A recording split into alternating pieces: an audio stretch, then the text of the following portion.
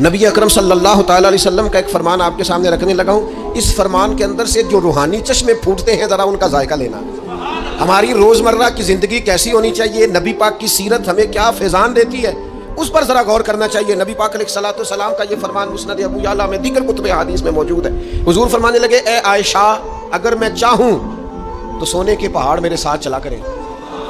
میں جدھر جدھر جاؤں پہاڑ سونے کے میرے ساتھ ساتھ چلیں. لیکن میں نے اپنے رب کی بارگاہ میں دعا کی ہے کہ مالک مجھے ایک دن روٹی دینا, ایک دن کا فاقہ دینا.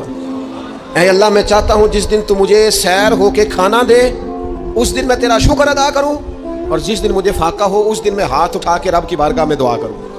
میں یہ چاہتا ہوں کہ طرز چاہوں تو یہ پہاڑ سونے کے بنے میرے ساتھ چلے.